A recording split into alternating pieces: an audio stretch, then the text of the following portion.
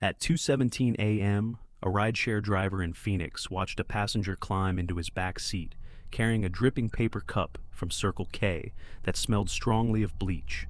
At 3:14 a.m., a woman in Illinois heard someone knock on her apartment door every night for 11 straight days. And on the last subway train home, a college student in New York noticed a stranger mouthing the words to a sentence before he actually spoke it out loud. None of them called the police immediately. None of them thought they were in real danger. That's what makes true horror different. It doesn't begin with screaming. It begins with something small that feels wrong. A stare that lasts too long, footsteps that stop when you stop walking. A smile appears half a second too early. And the terrifying part is this. Every person in these stories ignored the feeling at first, until the night stopped feeling normal. Because after midnight, ordinary places become something else entirely. Gas stations feel abandoned. Apartment hallways feel longer.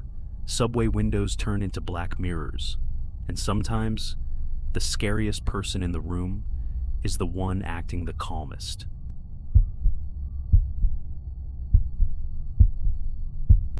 Phoenix, Arizona, October 18th, 2023, 2:17 a.m. Daniel had been driving for nearly 7 hours straight. The inside of his silver Toyota Camry smelled like burnt coffee, old fries, and the cheap pine air freshener hanging from the mirror. Empty Celsius cans rolled around the passenger floor every time he turned. His eyes burned from staring into headlights all night, but surge pricing had started downtown, and Daniel desperately needed the money. His rent had increased again that month. His car payment was late. So, when the ride request appeared near a bar off East Jefferson Street, he accepted it immediately. The streets were almost empty when he arrived. A cold desert wind pushed dust across the parking lot. That's when the passenger entered the car.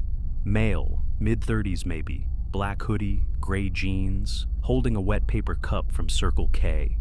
The smell hit immediately. Bleach. Strong enough that Daniel almost rolled the window down. The man quietly shut the back door and sat directly behind him. Not diagonal, directly behind him. Daniel forced a smile through the mirror. "How's your night going?" "Nothing, just silence." The app showed a 30-minute drive westbound. At first, the passenger only stared out the window while neon signs flashed across his face. Then Daniel noticed something strange. The reflection in the mirror wasn't changing anymore. The passenger wasn't looking outside now. He was staring directly at him. Not casually, not occasionally, constantly. Daniel turned the radio volume up slightly just to break the silence. Soft static crackled through the speakers. Outside, empty warehouses slowly replaced city lights. Then suddenly, the GPS rerouted. Construction ahead. The new route led through a dark industrial service road with almost no traffic. That's when the passenger finally spoke. "Turn the GPS off." Daniel laughed nervously. "What?" "Turn it off." The voice was calm. Too calm. Daniel tightened his grip on the steering wheel. "I kinda need it, man."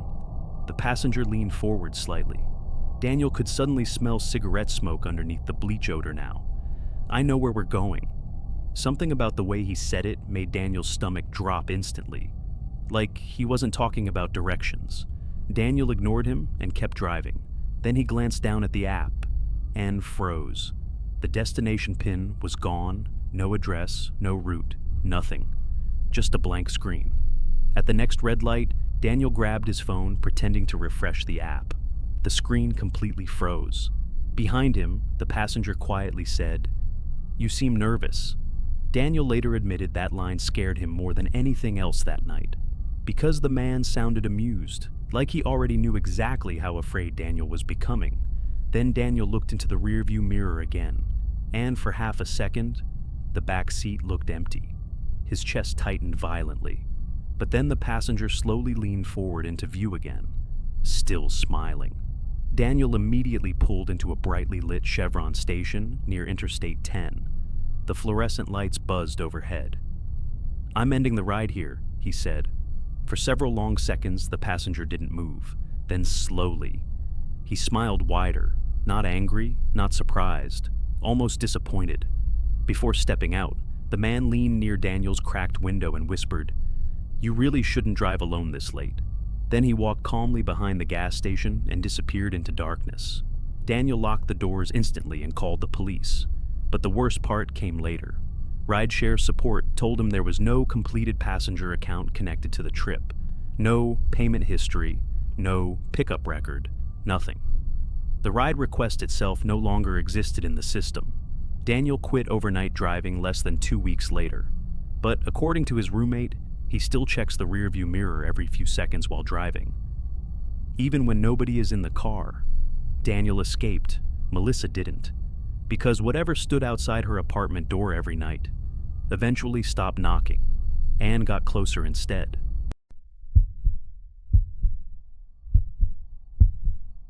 Aurora, Illinois, February 6th, 2024, 3:14 a.m. The knocking woke Melissa instantly. 3 slow knocks. Knock, knock, knock. Not loud, not aggressive. Controlled. Outside, snow tapped softly against her bedroom window, while old heating pipes rattled inside the walls. Half asleep, Melissa reached for her phone.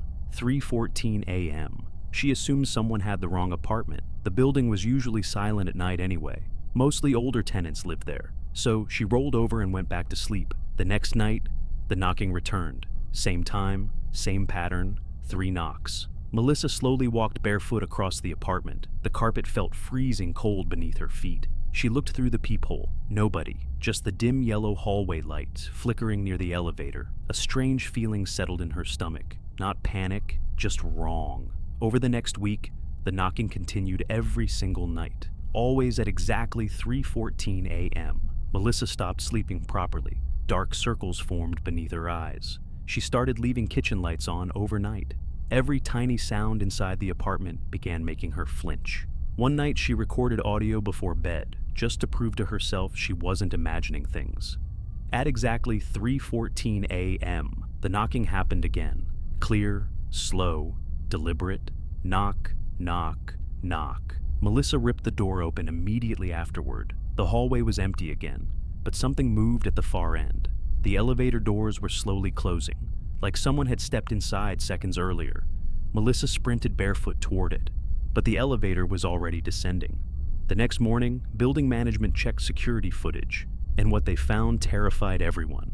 Every night around 3:10 a.m., the same man entered through the rear entrance wearing a dark baseball cap and black gloves. He never looked at the cameras, never spoke, never hesitated. He rode the elevator to Melissa's floor, walked slowly to her apartment, stood silently outside her door for several seconds, then knocked exactly 3 times, and left. Police increased patrols immediately.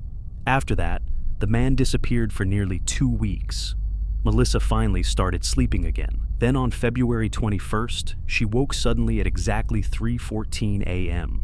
No knocking, just breathing. Heavy breathing outside her bedroom window. Melissa lived on the 3rd floor, her entire body locked up instantly. The breathing continued for almost 10 full seconds. Then came a soft scratching sound against the glass. Police arrived within minutes after her 911 call. Officers found muddy footprints on the fire escape outside her window. Someone had climbed 3 stories through below freezing weather to reach it. Melissa moved out 26 days later, but before leaving, she asked management one final question. Did police ever identify the man from the footage? The answer was no. And according to maintenance records, the rear entrance key he used every night had been missing since 2018. Most people think crowded places are safer. Kevin believed that too, until he boarded the last subway train home and realized the man watching him somehow knew where he lived before they ever spoke. New York City, November 11th, 2022, 1:40 a.m. Kevin missed the earlier subway by less than a minute. He had stayed late studying with friends near Manhattan University and ended up catching the final downtown train alone. The station smelled like wet concrete, rainwater, and old garbage. Far down the tunnel, metal screamed against metal. A homeless man slept across 2 plastic seats near the vending machines. Kevin boarded the nearly empty train and sat near the middle car. Only 4 passengers were visible. Everyone looked exhausted. At the next stop, an older man entered wearing a stained brown jacket and dark gloves, despite the unusually warm November weather. and even though dozens of seats were empty, he sat directly across from Kevin. Immediately, something felt wrong. The man's fingernails looked black, his eyes looked watery, and he smiled constantly without blinking much. Kevin lowered his eyes to his phone, trying to ignore him. That's when he heard whispering, very soft, barely audible beneath the sound of the tracks. At first, Kevin assumed the man was talking to himself. Then he realized he was repeating the same sentence over and over. "You're getting off soon." Kevin slowly looked up. The man was staring directly at him while smiling. "You're getting off soon." Kevin's stop was still 20 minutes away. He had never spoken, never checked directions, nothing. Yet somehow the man kept repeating it. Cold panic spread through Kevin's chest. At the next station, he quickly exited and entered another subway car. Just before the doors closed, the man stepped into the same car, still smiling, still staring. This car was almost empty except for one sleeping passenger near the far corner. The train lights buzzed softly overhead. Then the man quietly asked, "Do you live alone?" Kevin stood immediately and backed toward the emergency intercom. For the first time, the man stopped smiling. But what scared Kevin wasn't the expression. It was the way the man's mouth moved first. The lips stretched into words before the rest of his face reacted. Like the smile disappeared late, like two expressions were slightly out of sync. Then the man tilted his head slowly and whispered, "You change cars too early." Kevin felt cold spread through his entire body. The sleeping passenger suddenly opened his eyes and stared directly at Kevin, not confused, not tired, just staring. Then Kevin realized something horrifying. The two men were wearing the exact same dark gloves. The older man never looked away while speaking again. "You live near Fordham Road." Kevin froze. That was true. He had never said a word about where he lived, never opened maps.